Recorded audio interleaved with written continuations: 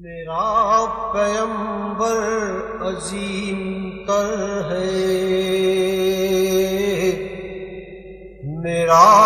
پیغمبر عظیم تر ہے۔ کریم صلی اللہ علیہ وآلہ وسلم تمام مخلوق کے لیے رحمت بالعموم، اور پھر اپنی امت کے لیے رحمت اور بالخصوص ہے۔ سرکار اپنے امتی کے لیے کتنا رحمت ہوں گے، لیکن ایک گزارش ہے، بڑے دھیمے انداز میں عرض کر رہا ہوں یارو، وہ نبی جو کسی جانور کی پشت پر بھار برداشت نہیں کر سکتا، اونٹ کی پشت پر اگر کوئی اس کا مالک بھار، میں واقعہ پورا بیان کر گیا ہوں، بھار ڈال دے، بوجھ ڈال دے، مصطفیٰ کی آنکھوں سے آنسو جاری ہو جائے، مصطفیٰ اسے برداشت نہیں کر سکتے، تو یارو ہم آپ مصطفیٰ کے امتی ہیں، ہمارے کندھوں پر جو گناہوں کا بوجھ ہے،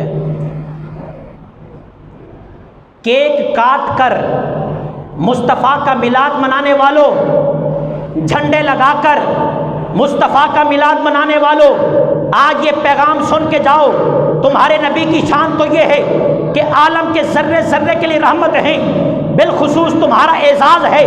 تمہارا فخر ہے، تمہاری شان ہے کہ تمہارے نبی کو رب نے یہ اعزاز دیا ہے کہ وہ ہر کسی کے لیے رحمت ہے، وہ آپ کو جنت میں بھی لے کر جائے گا۔ لیکن میں اپنے ان بھائیوں سے یہ ایک سوال کرنا چاہتا ہوں جو کیک کاٹ کر میلاد مناتے ہیں، جھنڈیاں لگا کر میلاد مناتے ہیں اور جلوس نکال کر میلاد مناتے ہیں، ابو بکر کے نام پر لنگر تقسیم کرنے والوں، عمر کے نام پر جھومنے والوں، عثمان کے نام پر اپنے سر کو جھکانے والوں، علی کے نام پر اپنی ہاتھوں کو بلند کرنے والوں، حسین کے نام پر سبیلے جاری کرنے والوں، حسن پاک کے نام پر لنگر تقسیم کرنے والوں، 11ویں شریف کے نام پر لنگر کھانے والوں، غوث پاک کے نام پر لنگر کھانے والوں، 11ویں منانے والوں، یہ سارا کچھ اپنی جگہ ہے، یہ سارا کار ثواب ہے، لیکن میرا ایک جملہ یاد رکھو یارو، جو نبی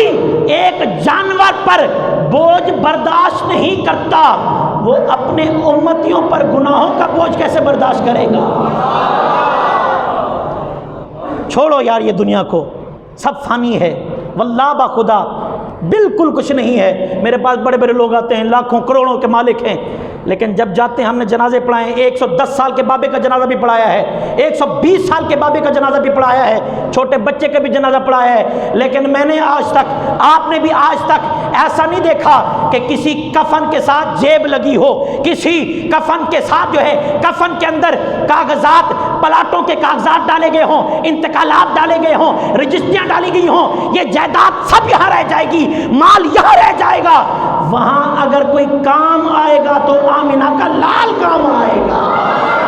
اس لیے میرا پیغام ہے میرے بھائی، اپنے مصطفیٰ کی رحمت للعالمین کا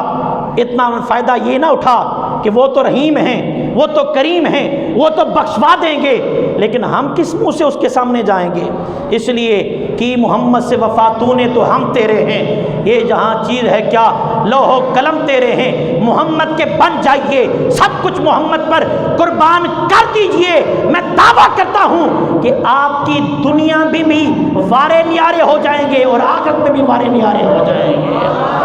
شرط یہی ہے کہ کی محمد سے وفا تو نے تو ہم تیرے ہیں، یہ جہاں چیز ہے کیا لوح و قلم تیرے ہیں، رہے گا یوں ہی ان کا